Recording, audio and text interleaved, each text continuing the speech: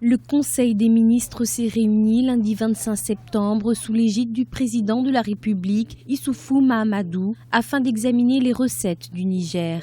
Le gouvernement nigérien a estimé nécessaire de revoir certaines dispositions de son code des investissements. Un projet de loi a donc été adopté, modifiant le système entré en vigueur en avril 2014.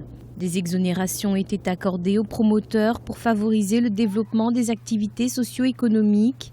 3 ans après, ces exonérations ont impacté sur le budget de l'État. Le Niger, comme la plupart des pays sous-développés, ne vit que de taxes, mais surtout des taxes d'importation. Cette exonération a créé des situations qui ont fait perdre énormément d'argent à l'État, ce qui fait que l'État aujourd'hui se dit, attendez, au mieux qu'on arrête tout. Et en fait, il veut, par cette opération, augmenter la visibilité, savoir est-ce que ce qui est exonéré rentre dans le cadre de la politique d'exonération ou est-ce que ce n'est pas des gens malins, mal intentionnés qui passent par ce biais-là pour justement ne pas pouvoir payer les taxes et mettre sur le marché des produits qui normalement auraient dû être taxés. Entre 2011 et 2016, les exonérations accordées par l'État représentent environ 1153 milliards de francs CFA. Elles sont devenues une source de perte de recettes pour le pays. L'abrogation de certains articles de loi ont donc été décidés par les autorités. Ils concernent notamment les matières premières et les programmes d'extension et de modernisation.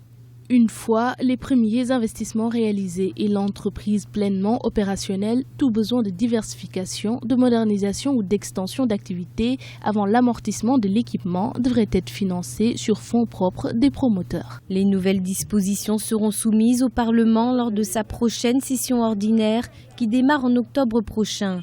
L'adoption du projet de loi de finances pour l'exercice 2018 sera également au centre de cette réunion.